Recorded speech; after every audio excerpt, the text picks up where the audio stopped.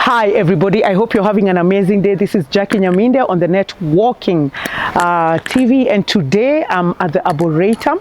I'm meeting an amazing guy. He's a civic educator. We have seen him in the streets. We have seen him at Bunge la Mwananchi, you know, just simplifying the constitution and talking about good governance. I first encountered him on TikTok in one of his videos, or many of his videos, just educating us about what good governance is, what the constitution is about. And what I love about him is he simplifies the constitution in English and Swahili so that you're able to understand it. Hata madhangu akiwa kule ushago anaweza kuielewa. So it's a privilege today to meet none other than Nganga Muigai here at the Arboretum. Guys, welcome to the NetWalking TV.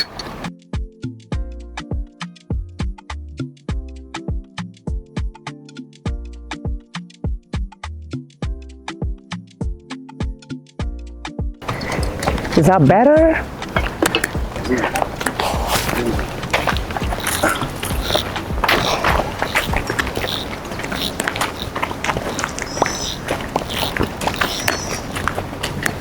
Hi Nganga. Hi. How are you? I'm very fine. It's nice to meet you. Nice to meet you too. Unaendeleaje? Niko poa sana. Niko poa? Niko fiti. Okay. Siku yako inaendeleaje? Siku yangu iko fiti. Tumekutoa nje kwa baridi. This is my weather. I run here. So you do, it's normal. Yeah, it's one of those very beautiful places to just connect with nature. Yeah. Otherwise, niko poa. Maisha yako inakupelekaje? Huwa siipimi hivyo. Unaipimaje? Siangaliagi eti inanipeleka. Like I'm just there. I just live. Yeah, you just live. Tell me, I don't even know where to begin. Unajua me the first time nilikuona ilikuwa kwa TikTok. Yeah. Na ni mtu aliniintroduce chiki umse manze, and then now I started listening to you and watching your videos. What inspired that you just wanted to go out there and talk to people so that you know, we can understand more about this constitution that is ours, that governs us, that should protect us, and yet sometimes it feels like it doesn't. The death of Alberto Juang. That's it. Sinaga reason nyingine ni hiyo tu.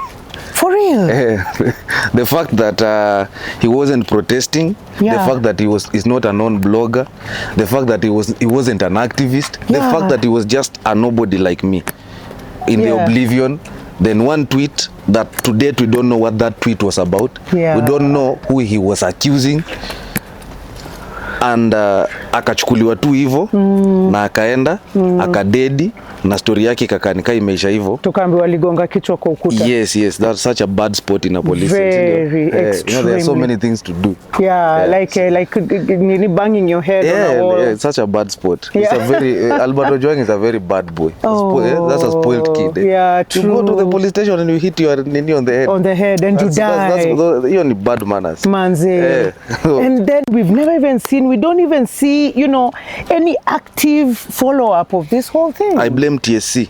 Because Alberto Juang was not a common, he was just not a nobody. He was a teacher. He was a teacher. You know, yet education is one of the most important things in our social aspect as an economy. So that was an asset. So to complain, there are not enough teachers. There's not enough teachers to teach people. But Alberto Juang, again, I'm blaming Alberto Juang. You're a very bad boy because umesoma, unaenda unajigongesha kichwa police station, unakufa. Sasa sijui nani atafunza watu, you know. Exactly. Ilifanya mimi pia nikaona. So it means they can also come for a nobody. So siku moja, me, I wasn't on social media. I wasn't on social media, so... Wait, before that? Yes, I just created my accounts the other day. I wasn't on social media. Goodness, Muigai. Yes, I wasn't on social media. Yes. In fact, I used to have a kabambe phone and a laptop, and that was it. Yes. But this stirred up something in you. Yeah, so I was like, what exactly? It reminded me the story of Emmett Till. You know, in the US, the story of Emmett Till. So there is this boy who comes from Mississippi, goes north to see his his family. He's a teenager. So akiwa huko They go and they are chilling outside a grocery store. Then a white lady comes out of that shop, that grocery store. Yeah.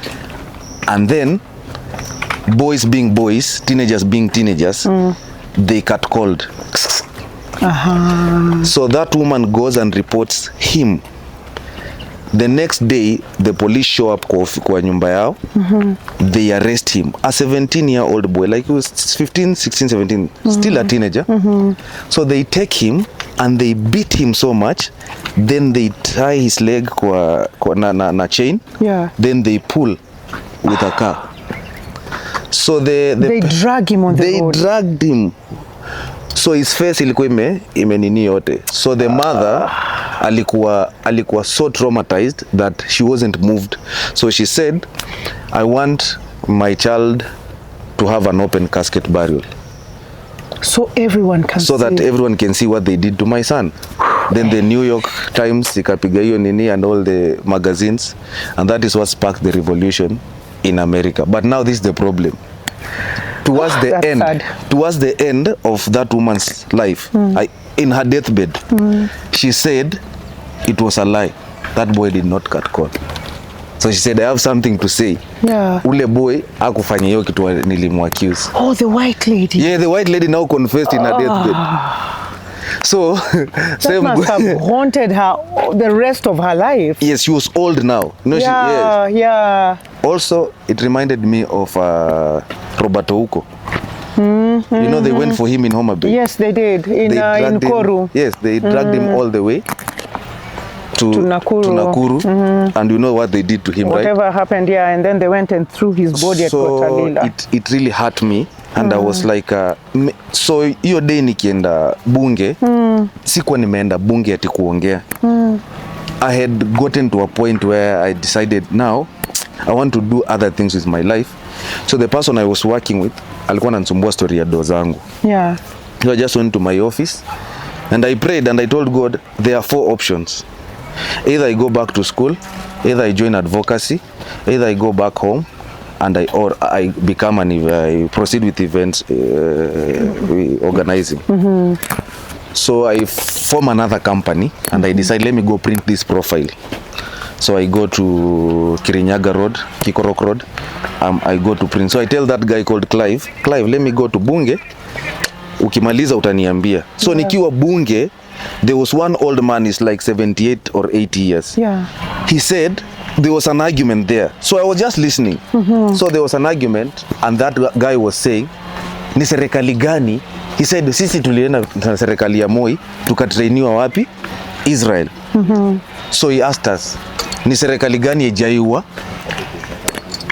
mtu? And that is the narrative. So that is when I now got angry because I was like, you also don't even know why you are poor enough to be here. Yes. You know, you are old right now, you should be enjoying your retirement. Yes. You are so poor that in your age, you're still in town working. Unajua, like, you know. So that video that people see, it was my response to that guy because remember, I was so hurt by Alberto Juang's issue. So I was explaining to them the economic correlation with what we are doing there in Bunge. Like we are there because something is not working in the economy. Exactly. You see? So that is how, so I had to tell them that everything is about money. Yeah. How money relates to good governance and bad governance, and how misuse of money in our country has gotten us to this point where we are in conflict. And I was also ensuring they understand we did not go to the streets for political reasons. It was purely a constitutional reason. But the only problem the only mistake I did is that I used to think everyone knows the constitution. Yeah, yeah. So that was my shock. I was like, what? So people don't know the constitution? Yeah, not at all. So I was like, okay, then I'll make it my mission. I'll give this thing a year or 2. I do my best. And then... Even they who are in parliament themselves, they don't know the constitution. Yes, that's true. It's actually a very sad thing. And it's so interesting when you talk about kwani ni serikali gani haijawahi kuwa. I have been in forums where that is the excuse. Like watu wanasema, hey, hata serikali ya nani, watu waliliwa, hata serikali ya... I'm like, so how does that make it right? Like, you've got to voice it out until the day it stops. You do not stop. it's interesting, and some of these people who say this are people who you look at and you know, you would give them respect or whatever it is, and suddenly you're just like, they're not even worth my time of day if that is the reason you can give for the killings of young people in this country. You see, what we don't know is we have had different governments for different generations. You have to understand, there was no country called Kenya before the white man came. There was no such thing as Kenya or Uganda. This is a creation of the white man. He installed his own systems. Akasema kutakuwa na polisi, kutakuwa sijui na nini. People were just free. So the only thing that the white man hates about the African is that the African had a complete society. There were no fatherless children in Africa. Yeah. There was no poverty in Africa. There was no poverty hunger. is a creation of the white man. Yeah. You know, nobody knew in Africa that they were poor. It's you only know you are poor in comparison to something. To something else. Yes. So yeah. And when they realize the African man is, or the African people are so complete, they And created content. something, right? So they use soft power and the rough, let's say they use the soft ways and the brutal ways. So they created religion. They brought their religion so that they can get us out of our faith for control. And now when walikata walikuwa wanatumia nini? Guns. Yeah. That is where the concept of killing for revolt came in. So the white man, when he left those systems. So we never got independence, we got self-rule. So we were still ruling. The president was a ruler. He wasn't a leader. Because remember, there was no Kenya. Even by the time we get to 1964, people have not interacted. The people who are in Turkana don't even know what is happening in Nairobi. Yeah, true. The people who are in Coastal, they don't know. So we always assume, we can sit here? Yeah, we can sit here. So we always assume that there was a thing called Kenya. There was no Kenya. Yeah. In fact, at independence, there are people who are so close to Kenyatta and who used to be in the kitchen cabinet who never knew that Kenya extends beyond Molo. You hear stories of people speaking Kikuyu in State House. Yeah. You know? Yeah. Yeah, that was the whole point. Like, there was no such thing called Kenya. It was just a name with this colonial systems in place. So these people that, why did we have the police? To protect the state. From who? From the Africans revolting. Yeah. So when the white man left, he left us with those systems. And because the people in power were insecure just as the white men, they ensured the police are as brutal as possible. So they will silence any revolt, any dissent. And how was it happening? Through killings. Yeah. So why do we keep saying that hakuna serikali imeua? This is the reason. Someone like Moi was there when the political assassinations were happening. Yeah. It was just a normal thing. Yeah. You know. Yeah, true. Kibaki was already a minister. Kibaki served in all those governments, right? Kibaki was in government on all, let's say everyone was in government. These people that we know, the older ones. Yeah. They were all in government when people were being abducted and tortured in the Nyayo torture chambers. True. It was the norm. It was the norm. You see, like the whole point of the system is to oppress you. Why are you refusing this oppression? There was no oppression in Africa before the white man. So later, look at what happens in 1992, even after we've gotten the multi-party democracy. Yeah. In 1992, during those elections, 5,000 people were killed in Kenya because of the post-election violence, the clashes, like the tribal clashes in Molo. Yes, right? yes. And 75,000 people are displaced, right? In 1997, again during the elections, 100 people die and like 2,000 people are again displaced. So by the time 2007 was happening, where now 1,600 people died in a span of 30 days. Do you know what it means? Like 1,600 people dying in a span of 30 days. It's crazy. It's crazy. Yeah. And there's no white man, there's nobody. It's just an African against the other. Yeah. Pushing the interest of the politician. A neighbor against a neighbor. But now this is where it gets interesting.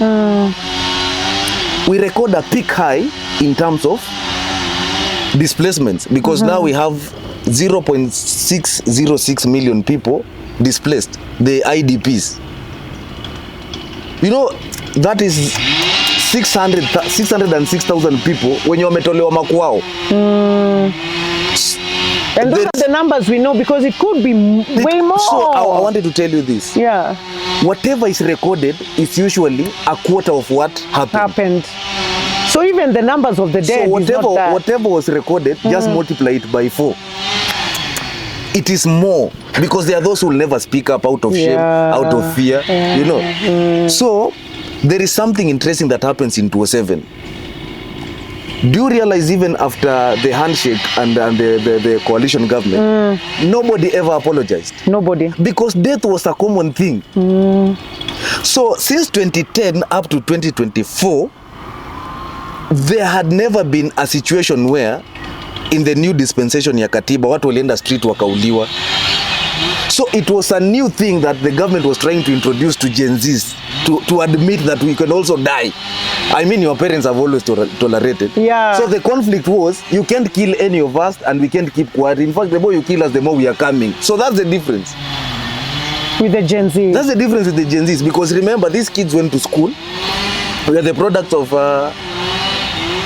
free primary education. So the moment the numeracy and literacy levels in a country go high, the more tolerance to inhuman acts goes low. Because when people are educated, they are more profane. They say dirty things, you know. That's when people say, you know, F you, we don't care about you. Because they say profanity is the language of the free. For you to be free, you need to have knowledge, you know. So you have a constitution here that tells you it is your right to do what? Sorry for that. It's okay. A constitution here that tells you you have a right to protest. And you meet a police officer who does not even know which article guarantees you that right. This officer has gone through Kiganjo without being taught the whole constitution. So he's coming to exercise his duty from a point of ignorance. Yeah. So we always say we change from the national police, from the Kenya police force to national police service. But were they ever trained how to conduct it as a service? Never. Utumishi kwa wote, right? Never. It means you must follow the constitution, right? Yeah. So that in a nutshell is what informed my course. Tell me about your family. Tell me where you grew up. I need to know the background of your upbringing. My upbringing is very crazy because I grew up with, most of the time I was born in Kitale. Okay. And bred in Kitale. Okay. Up to when I get to class 7 and then I leave. But everything that I know, I was taught in Kitale. Okay. Everything that I know. My grandfather went to school with Ivan Gisheru, the former Chief Justice. Yeah. So he used to tell us a lot of things about Ivan Gisheru. My grandmother also had roots with the Mau Mau, because he used to tell us one of their distant relatives was a home guard. Okay. And how the Mau Mau once came for him, but he escaped. So she used to tell us, when people have decided to go this way, you cannot be the one who betrays them. So she will tell me about why wazungu walikuwa naitwa majoni. So I grew up in a house that I was taught a lot of history. But also I grew up in a family that doesn't love each other. Okay. So I'm in a conflict. Like I have grandparents who love me, but their children, my father and his siblings, they don't like each other. So of course when the grandparents die later, now the real colors come out. Yeah, so we learn the family wasn't built on love. It was built on a lot of conflicts. So when they died and people had nothing to lose, a lot of ugliness came out. Okay. But I had to outgrow it. I was like, I'm too educated for it. Yeah, I'm too exposed for it. So when it comes to family, I always say this, just to summarize, I never really talk about my upbringing. Okay. I always say, if you come from a good family, you'll always say family is everything. And if you come from a bad family, you'll always say family is nothing. So it depends. For me, I believe family is nothing. Yeah, family is not everything to me. I believe family is nothing because bad people can also come from family. From family. Murderers come from family. True. Everyone, True. So I can say I love them. I don't know if all of them love you, yeah. but it's not for me to care really. Yeah. So I don't need their validation. And I think also family could be anything. It doesn't have to be wale ambao mmezaliwa now. It could be someone you've met in the streets and this person becomes your family. It could be friends. It could be anybody that is it. ends up I came to learn family. because most of the people I've worked with and we've done a lot of things with, the people I've supported and those who have supported me, we are not related by blood. We are related by purpose. And I think that is I think family is just where you come from. Yeah. And then it's a structure you come from, and then you go and you form your own community. Yeah, true. so I think that's it. Yeah. Because look at Obama.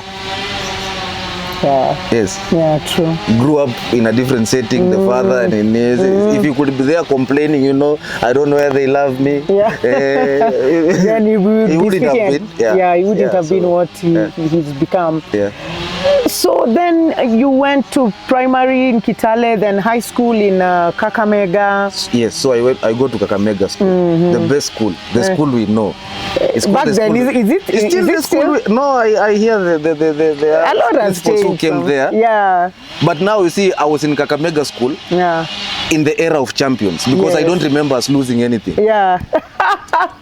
So ulikuwa na kina Melvin Alusa. Melvin was way before us. Yeah. Because Melvin went to Big Brother, right? So when we were in school, we used to be told, no, Melvin was in drama. I was in drama. Yeah. But now even in that drama, I was a little bit rebellious because I used to be like, I have to look out for myself. The principal is saying this, but also I'm looking at my studies. I can't be in drama. So one time he warns me. Yeah. He tells me this is not a school where today you choose to be here. Tomorrow you choose to be there. But of course we come and find our grounding. Yeah. But I was in school with Marcelo Eriko Uma. That was my classmate. Yeah. Joseph Okumu. That's my classmate.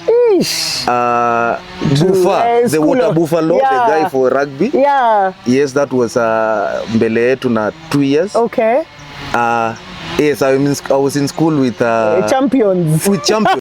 And when I'm in school, I also go to represent Kenya for debate in Rwanda. Okay. And I come back a champion. I beat all those African countries. Yeah. So I was in school in the era of champions. Okay. Yeah. Like all the great guys I know.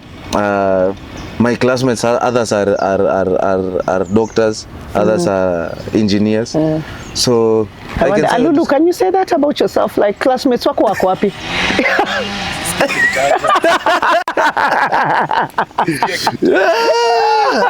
I had friends both in Kakamega school and other school. Okay.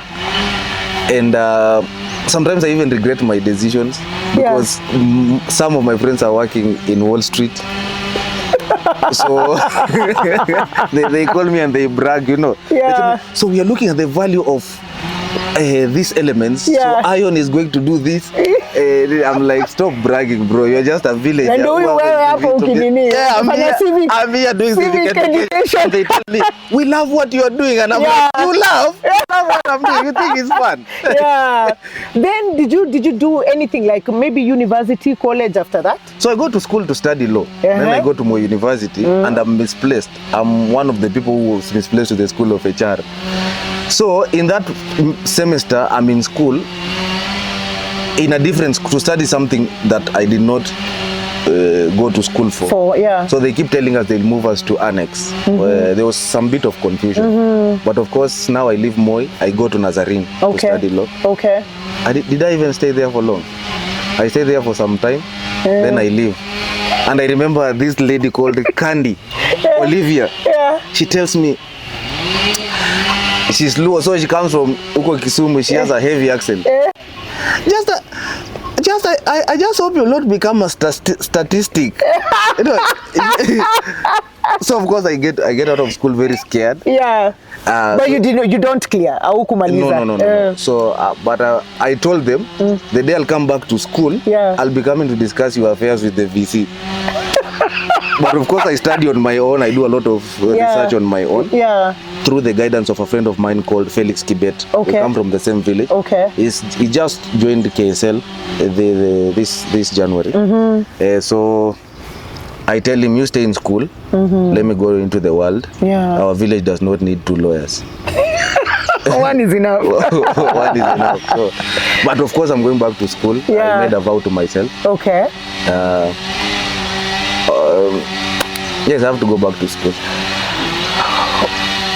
How did you decide that you're just going to be going to the street ukipata kama ni kikao ya wasee na wanze tu kubonga nao? Like, how has that been for you? Just, you know, just meeting strangers and sitting with them and talking to them about the constitution and, you know, them asking whatever questions they ask you and you being able to answer. How has that been for you? Just, you know, I had a very crazy dream, and I don't know if most people don't know. I just had a dream of getting the knowledge and gaining some skills in a way that suits my ambition. That I'm not studying law so that I go represent people in court. I'm studying law so that I use it to chase my cause. And my cause has always been justice.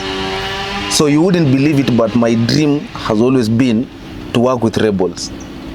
Like, I always wish I was in a country like Congo. And you know, we're working with people like M23. You know, you're plotting. Like when Traore took over, I was so happy. I was like, oh my God, I should have been there. You know, I read the speech of General Garang before they went for that war. And he told them, whatever we are going to do is very important. Some of us might never make it, but the people that will come after us. So I read that speech and I was like, oh my God, I wish I was there. Like, I wish I was there with them, because I'm always like, people plot coups, but they don't plan after the coup. So I wanted to be that guy who goes and tells them, now, you know, after you've taken over, you need a constitution. You know, so let me help in drafting the constitution. So I'm there protected, enjoying it. You know, that was my dream. So I read the story of Museveni, you know, how he plotted to capture power, how he goes to help John Paul Kagame also in Congo, in Rwanda. It's so interesting how some of these people, when you look at their stories, some of these leaders in Africa and where they came from and why they fought to get into that power, because it was always for a good cause, then you see them change into something else and you're like, what happened during that journey? Because you had this big dream for your country or for Africa, then you get into that seat and now you are the oppressor. They don't change necessarily. Human beings are ambitious in nature. What happens is that the people relax. Because remember, leadership and politics is not moral in nature. It's a game of how much can you acquire, how much can you control. You know, the dynamics of power are beyond morality. You know, it's about control, and nobody wants to get out of control. But most importantly, we never discuss the people around these people. They keep reminding them that, you know, everyone depends on you. You are the champion. You are the torch of the nation. You know, they massage his ego, so he believes he's indispensable and they can't do without him. He's a god in their eyes. But what they do is they want him to be there so that they can enjoy. But now, the only thing that can control leadership is when people choose also to improve. You see, when we got independence, everybody relaxed. But now people like JM Kariuki, people like they refused to settle. You know, they were like, we must hold government accountable. Exactly. Someone like Orengo, he was qualified, he was a lawyer in government, you know, he's an MP. In fact, on a Kanu ticket, he had an option of just amassing wealth and keeping quiet. You know, like you look at what Nani is, what Orengo became, and what someone like Peter Castro Loaringo became. He becomes a sycophant, and this becomes an activist. You know, so it depends on how people will settle or how much they'll decide to push for change. Like look at what happened with the Gen Zs. They just decided we will not settle. The government was, I think the government knew, now that we defeated Raila Odinga, he's the only problem. If we manage to crack a deal with him, there's no problem. So there is a book called A Tale of Two Cities, by Charles Dickens. So in the preface, he compares two cities, and he says everything seemed set, and that nothing was going to erupt until something happens, and the French Revolution happens. You know, it was led by a madman, a sickly person. You know, so the Gen Zs are that thing that distorted the establishment, and you see the country changed forever. So these people never become like bad people. They test how much you can tolerate. So the more you want to, Elisha Ongoya says that you cannot make a good deal with bad people, right? So the more you want to negotiate with your oppressor, the more he realizes you are weak. So the more he realizes you are weak, anakurushia mahindi. Wanzemanga kuku usiwe kama kuku aliyerushiwa mahindi kisha jioni akaliwa na kwa ugali. Yes. So anawarushia mahindi mnyamaze, then by the time you realize umekulwa na ugali. Katiba imechange. You see, look at the constitution of Uganda. It has been changed so many times. But we look at Uganda as the bad example, yet Kenya was like that at independence. Because remember, Kenyatta and his team changed the constitution 35 times. 35, you know. And they were so insecure to a point they even came up with a law that says that you need a permit if for a gathering of more than 2 people. So right now, see, we gather up, we would have been arrested, you know. So permit. The chief, there was a law that was passed that time. It's called the Chief's Authority Act. The chief could excommunicate you from the village. That a rich man could realize who hustler mtoi wangu anampenda, mtoi wangu dem anampenda. Na vile naona nikao mtoi wangu hata nisikia. So I talked to the chief. We fabricate charges on this guy, this pauper. Unatolewa kwa village. Yes, you are excommunicated from your village. That is how nonsensical we were. The president was in control of the treasury, so the president will literally control where development will go, and where not go. But isn't that what we are even seeing now? No. Even just no. Even just with crowds coming together. No. Now the Constitution 2010 changed all those things. It removed the power on the use of money from the president, and it vested all that power in parliament. You know, it is the MPs who decide what will happen in Kenya and what will not happen.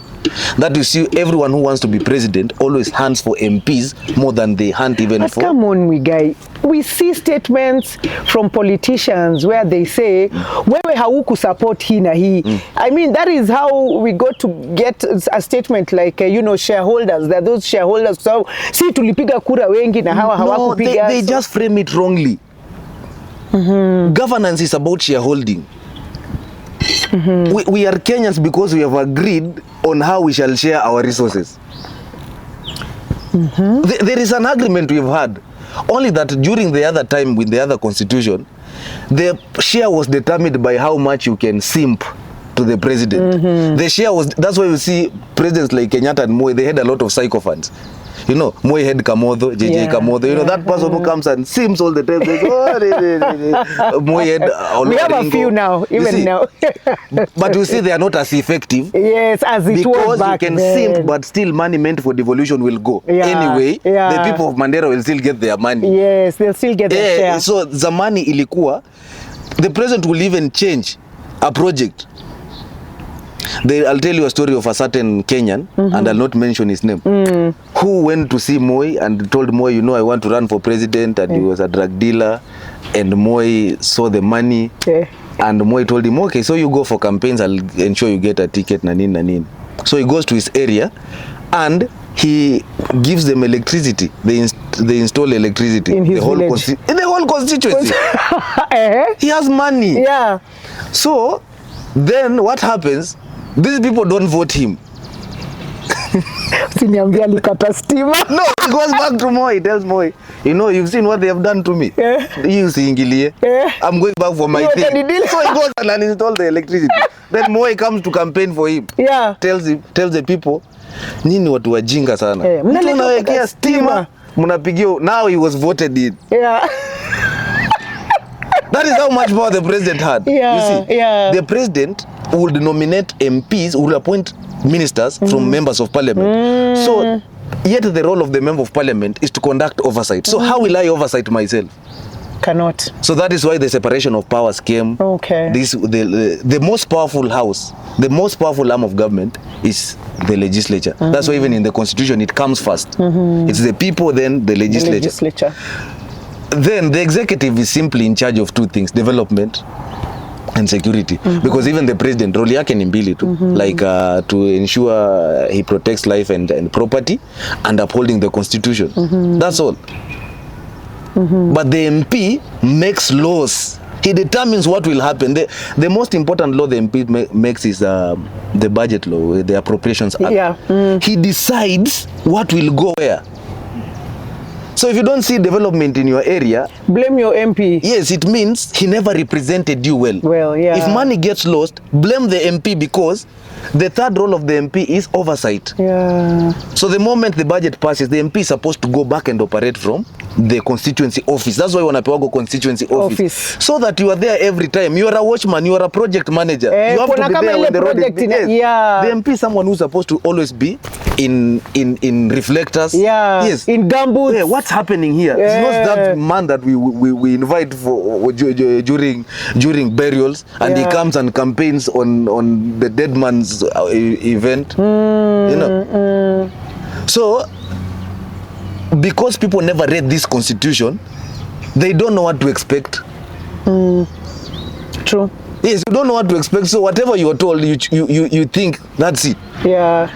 You see? I think it's the reason why you even find that we really don't even know the role of, let me say, a women rep. Yes. We don't know the role of an MCA. Yes. So we see these leaders and we complain about things that are really even out of their hands. Unaona MCA unamwambia kuhusu barabara, unaona women rep unamwambia kuhusu mashule, and yet that is not their role, because we really don't get to read the constitution, or even if we did, it's not such an easy document to understand. It's an easy document. It's a very easy document, and I've gone to many places in Kenya, and when I go, I realize we don't even know the basic things that we're supposed to know. Even ask a person, how many constitutions has Kenya had since independence? He says 2. He says 3, 1. They guess, you know, they don't even know. If you ask them, how many referenda have we had? They don't know. If you ask, I even ask the basic question, how many members of parliament do we have? Because we say MPs. Yeah. We say MP na ma senator. You see, they are all MPs. Yeah. Only that one is a member of the National Assembly and one is a member of the Senate. But they are all called members of Parliament. So you ask people, so can you arrange the structure of Parliament? Because if you can't arrange the basic structure of Parliament, then you'll never know who's in charge of what. You tell someone, tell me 3 committees of Parliament. These are things we must know. So that in case money gets lost, you know who to ask, where, why, how, you know. Tell us the 3 committees for the sake of... no, there are many committees. There is the Education Committee, there is the Health Committee, there is the Constitutional Implementation Committee, there is the Budget and Allocations Committee. There are so many committees. In fact, Kenya has one of the most qualified systems of government, because our people from the Ministry of Planning are usually taken from Kenya to go and offer consultation in other countries. Benchmarking, like these geniuses are never appreciated here. You see? Yeah. When you have to look at Obama, and that should tell you everything about Kenyans. Obama is a product of this republic. There are so many black people who could have been president. Even Martin Luther never became president. Malcolm X never became president. So Obama's genes are from Kenya, right? Obama's father was also a smart man. Yeah. He came from Kenya. So that should tell you a lot about Kenyans. You see? So it's a game of Kenya. Kenya has only a few problems. We have people who don't know they don't know. We have people who know they don't know. We have people who know they know, and we have people who don't know they know. Now the problem is, those who don't know they don't know are the decision makers. They are the ones who come out to vote. Yeah. You see? So the middle class is always like, there's this thing I hate. you start talking about politics. Unataka ice cream? No. Unataka ice cream? But to promote him I have to promote tu jamaa. Lazima tukupromote. Tupatie mbili. So you see, you ask someone like, do you know this happening, and then they say, nah, man, politics not it's not my thing. And I'm like, what? Exactly. Not your thing. Exactly. So let us wait for 2 weeks. Yeah. They are the ones who complain so much on social media, right? Yes. So you know. Mimi nataka hii. Thank you so much.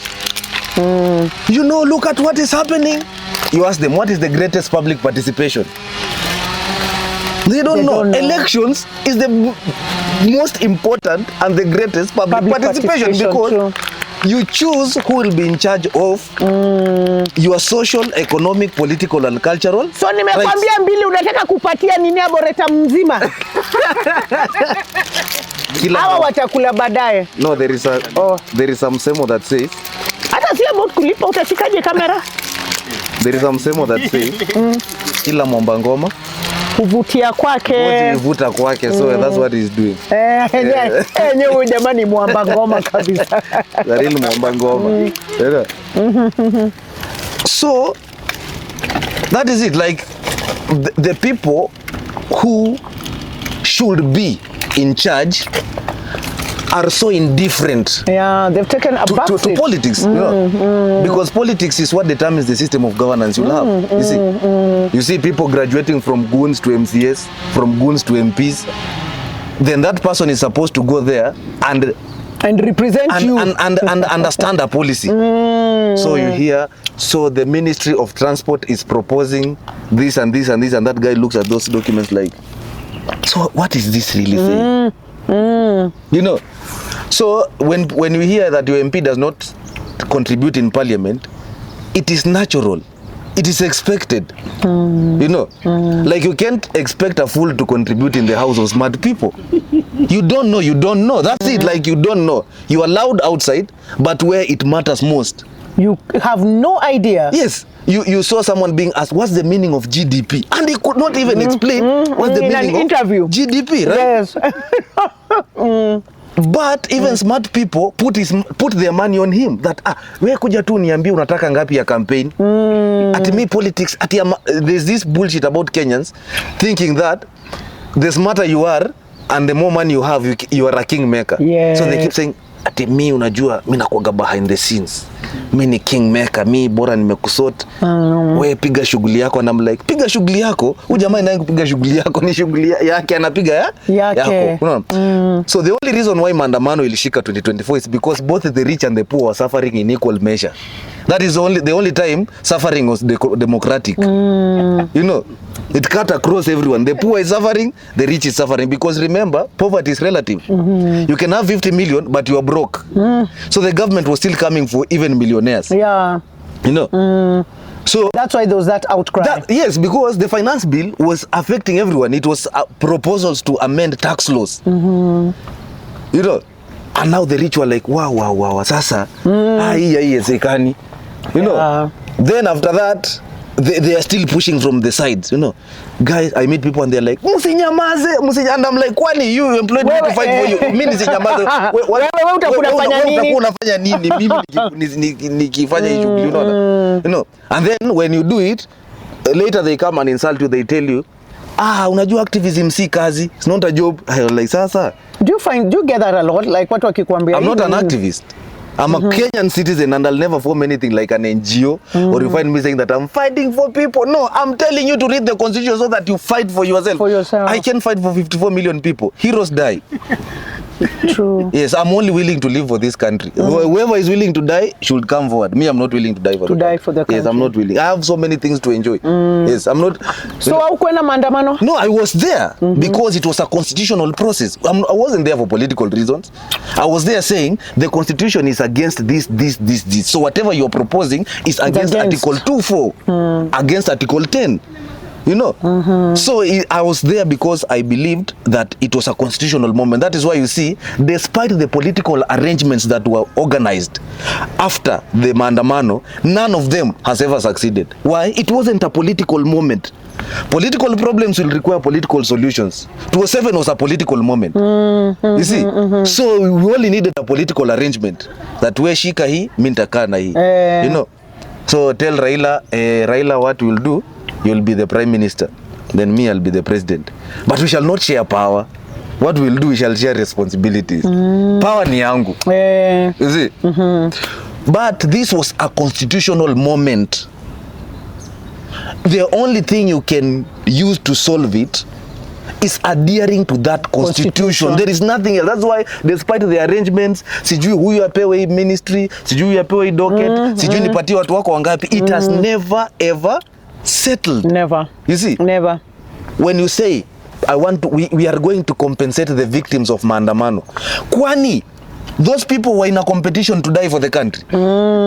How did you know that this is the much I'm worth for you to compensate me? Like, how did you arrive at that figure? Yeah, that is the worth of my life. That was my exact question. You see, okay, let's say you want to give my mother 10 million because you've killed me. Who told you I want my mother to get that money? Why? What if I wanted my father to get it? To get it and not your mother. You see? So there are so many things. If you say that the spouse of Alberto Juang will receive this, what if he didn't love that woman? Yeah. And what do you compensate to Mama Bridget, who was killed in the house? Like what? What's the how much compensation will you for that give child? For this? True. It means the element of shame is lacking. Yeah. You see, but what do I say? What it was surprising. It was surprising to them that how comes these people are not okay with being killed. I mean, people have been dying. You see, so they had beaten our parents into submission. They had beaten our elder brothers into submission. You see, because look at our millennial brothers. They are the ones who tolerate toxic work environment just so that they can make ends meet. And I don't blame them. There were no options because millennials grew in very tough households. The parents were struggling. There was no social media. There was no internet. The options were limited. But now when the Gen Zs come in, the internet has brought so many options. You can work from home. Yeah. You can be a freelancer. And they know they can't take. I won't just take any shit. Yes, you can be a content creator. You know, today you can decide to be a content creator who just every day says one word. You know, if you just wake up in the morning every day and say, "Good morning, Kenya." Or you don't even say a word. You know, Senegal, he doesn't say anything. Yes. But he's one of the top. Yes, exactly. And you'll get your money, right? Yeah. If someone wakes up every day today in Kenya and says, "Good morning, Kenya. Today I'm at Bata. I'm wishing you the good day." Someone will have money for him, including Safaricom. Just come to Safaricom and say, "Good morning, Kenya." We have options. I mean, true. There are so many options. But now remember, with a lot comes responsibility. So we are the generation that is now tasked with a lot. Yeah. We must work with every other generation. We cannot separate ourselves because remember, all narratives have failed. They tried to sell tribalism, we said we are tribeless. They tried to sell political parties, we are partyless. They tried to sell fear, we are fearless. Everything they've tried to sell has failed. So what happens? They tried to sell classism. The only person who successfully sold classism was William Ruto. In 2022, what did he say? Hustlers versus dynasties. The narrative ya 2013 ilikuwa the youth versus the old. You see, it has always been like that. But now, remember even that MP saying that unajua wale wa Nairobi, Gen Z wa Nairobi wanaenda kuandamana na iPhone. Sijui na nini. Yes. It was trying to sell classism. Na mineral water. Yes. So, mimi niko sawa kabisa. I'm very okay.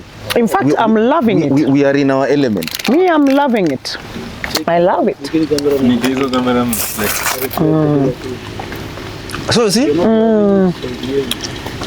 what happens is that this is a new generation, and every generation has a role to play. So the role of our generation, as I keep saying, is to identify as many problems as possible. Because we have the tech to help us identify. You have the tech to help you simplify complex things. They can send you a file that is 1,000 pages and you can simplify it into 10 pages. True. You can easily tell the truth from lies. You can verify. You don't need to open a lot of books. So we have to identify as many problems as possible and provide, atusikae tu. Now the difference between us and our parents knew what was wrong and they decided to talk about what was wrong rather than provide solution. Yeah. So they would say, unajua Moi ni mbaya sana. Lakini sasa tutafanya aje? Sio maneno ni kuomba Mungu tu. But remember, God does not interfere with the civil interaction of men. If you want to kill yourselves, kill yourselves. I don't care. Me, I'm waiting for you on Judgment Day. So, we have to know that as much as we know the problems, we also have now to provide solutions. Yeah. You know, because now we are the people who are actively entering our future. School fees, mortgage, medical cover, it is us now. So we have to design our future. We have to say, this is exactly what we are proposing as solutions to these problems, because we are the ones who are affected. So in terms of priority, we should be prioritized. Then, apart from providing solutions, you know, you can provide solutions and government is just like, okay, so tumewasikia, asante sana, the youth, hiyo mambo yetu tumesikia. Unajua kusikia na kutenda ni mambo mbili tofauti. So we also have to take action.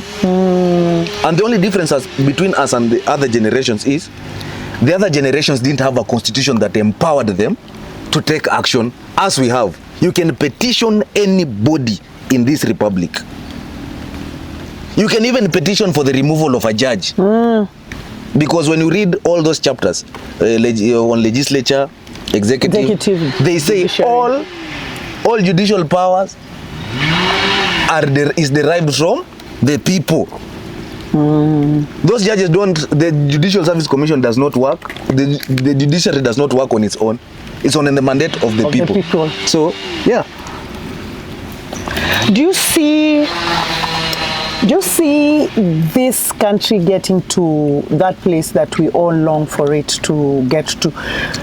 Do you see that awakening? We have done 99%. We're just remaining with 1%. You think so? And that's the point of conflict. We already know what we don't want. The first step to getting what you want is knowing. Even me, I know what I don't want. You know what who I don't want. Yeah, and you know who you don't want, right? Well.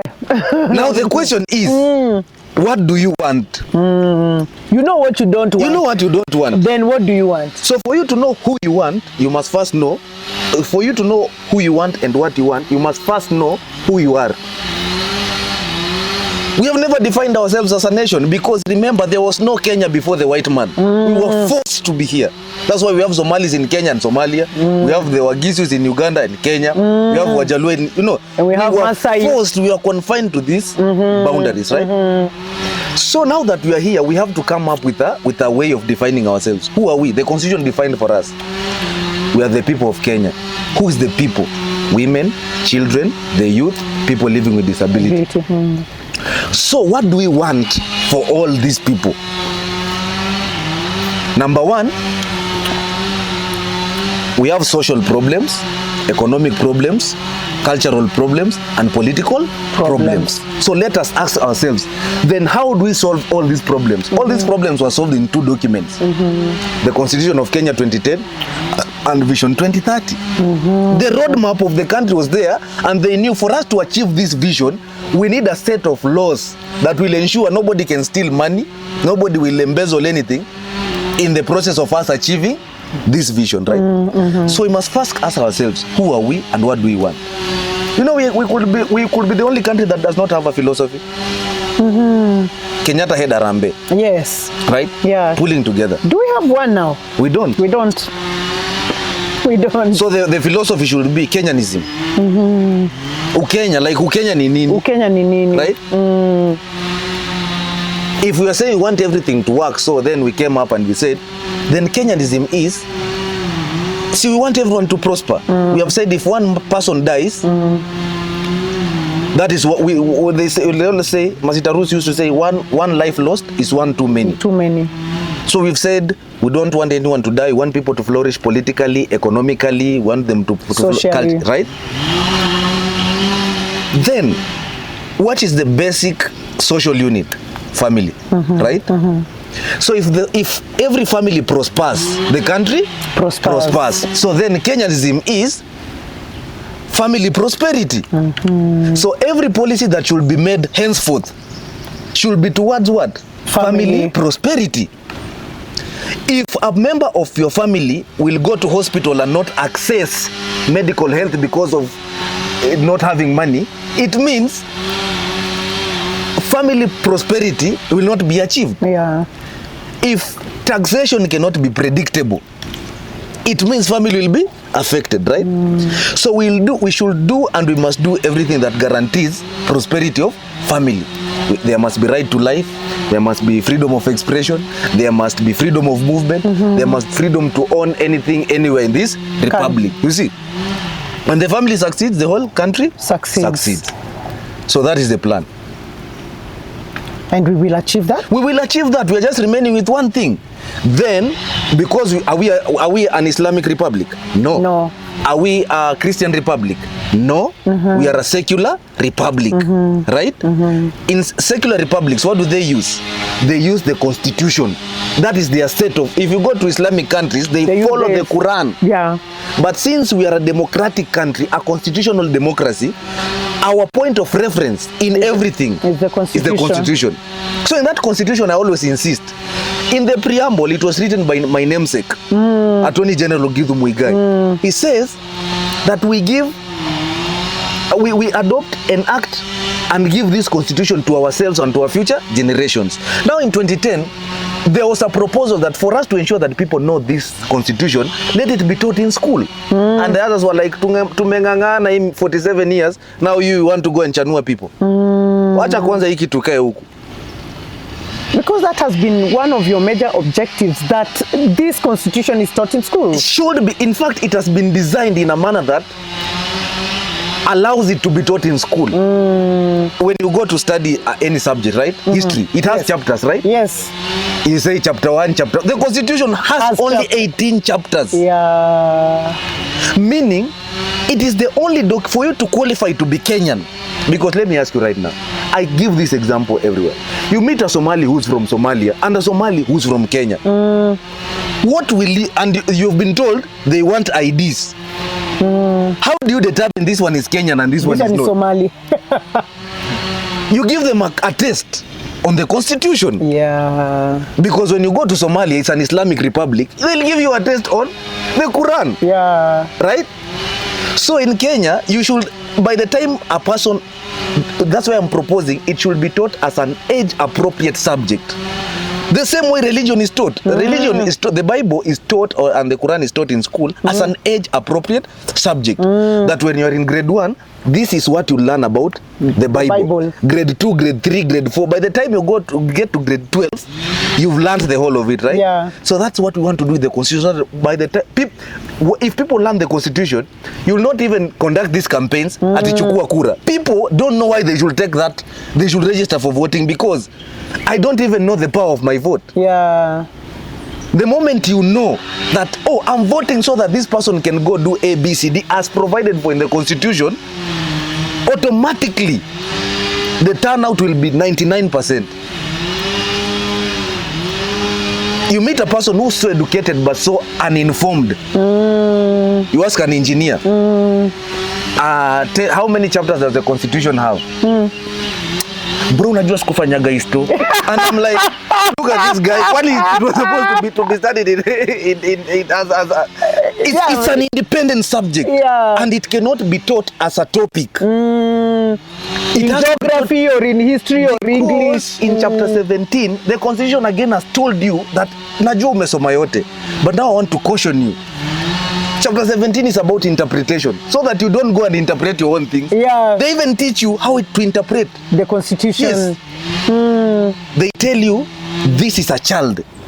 So you find people with cases of defilement, mtu mzima, mwalimu. Like, by the way, it's funny how teachers wanapatikananga sana, male teachers wanapatikananga kwa issues of defilement. Yeah, really. Because you are teaching kids who are in their puberty stage, so the temptation is high. But because you are legally ignorant, you fall to your temptation. So a person appears in court and they are asked like, so do you know this girl? Yes. So why did you sleep with her? Alikubali. They never say that. Alikubali. Asikumrep. Then you are told, oh, so do you know it's an offense to sleep with a minor? And then they teach you in the Constitution who's a minor. They have told you exactly who's a child. A person who has not attained the age of 18 years. They even tell you who an elder is. a person, a senior citizen, a person who has attained an age of 60 years and above, right? They tell you exactly. They tell you what marginalized area is, marginalized community is, and they even tell you that in the interpretation of this constitution, as in this constitution will be interpreted in a manner that promotes human dignity, promotes the highest form of, let's say, humanity. You see, that in the process of a member of parliament exercising his legislative role, he can only exercise that role in a manner that promotes this constitution. So you cannot make a law that is demoting my human rights. If you today you say you want to ban TikTok, you are infringing on my rights, because that's my right. I have chosen, you as a politician, you've chosen, you associate with people in public spaces, physical spaces. I have chosen, I'll associate with people and engage with people on the social space. On the social space. You ban TikTok, you crash our economy. Because do you know how much TikTok saved the advertising problem we had in Kenya? For you to feature on a billboard, they tell you 300,000. So like, oh my God, that budget, where will I get it? TikTok, you just appear and you say, hi guys, I'm in Nganga was amended, by the way. And people will buy. Like, you see? So you don't even know that you are going to lack development and recurrent expenditure, because these people will now have no money to spend, and you will have no tax to collect. You see? So when people come out with policies like, with laws like let's ban TikTok, it can only scream one thing: we are dealing with fools.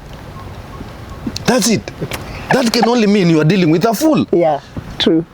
Because the adage says, it's only a fool who cannot change his mind. They have to change their mind that times have changed. You know, I hear people saying, Ati, weka taarifa, and I'm like, oh my God, you are watching this thing now.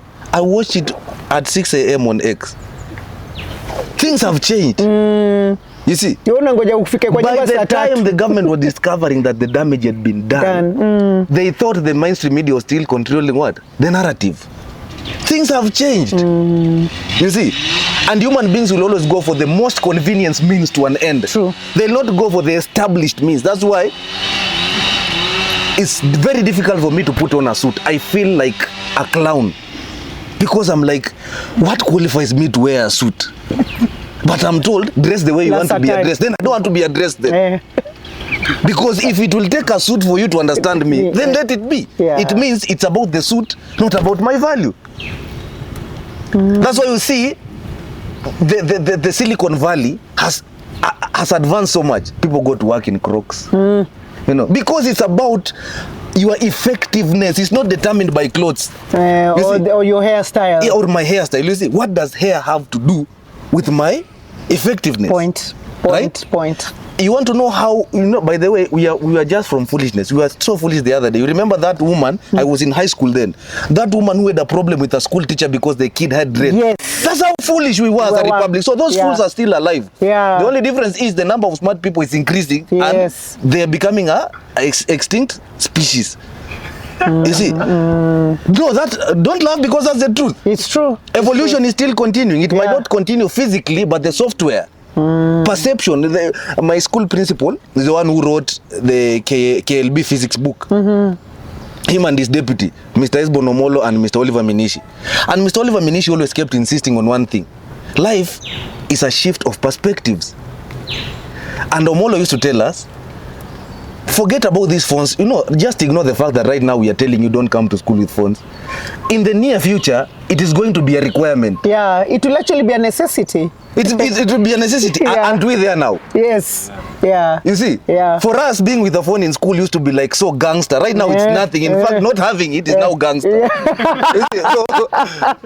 It's actually a flex. It's a flex. So, then, if you want to know things have changed, and I'll give this on a lighter note. If you are still entrusting the people who should ensure governance is effective, you should make sure they are so advanced even in terms of tech. You can't be having people making decisions on tech, yet they call smartphones touch screen. And inside your touch screen yangu, that alone should tell you something is wrong. Something is wrong with this man. He has not evolved to the needs of my generation. You see? That's why you see when they pick our terms, mbwekse, it sounds so fake. I know. Because it's not something for your generation. Are you talking about the youth leader? Because he did that to Mbwekse, I was like, Mzee, No, not him. You can see all of them have been trying to do it. Yeah. Anything comes, when I look at these leaders and I'm Yeah, like, they pick it up. saying ati nimbaya. I'm like, bro, it doesn't suit you. It's that's not you. Stop clowning. I'm not even trying to be you. Yeah. You know, so stop trying to be me. So that's what I'm saying. Things have changed so much and government has to catch up. But will we wait for government to catch up? No, we have to put the leadership of the nation should reflect the reality of the times. Right? So, if you are leading people who are tech savvy, the people in leadership positions must be tech savvy. You know, if you are leading people who know their rights, the people in leadership should be people who are pro-human rights. If you are leading people who have said, the Constitution says, every child in Kenya is guaranteed free education and compulsory basic education, right? Then the Constitution has defined for you and it has told you who is a child, anyone below the age of 18. Then why are you asking me for school fees? Because this is still a kid below 18 years. So when people hear that capitation has been increased, it has been reduced, they don't know what to do because they don't know what that Constitution says about that specific thing. I'll ask you a question. Ask me. When and where did we agree as a country that some public schools zitajengwa na mbao, zingine na matope, zingine watasomea chini ya mti, na wengine watasomea kwa brick and mortar? It is simply because we have not even known that Constitution demands that in everything we do there must be equality and equity. Meaning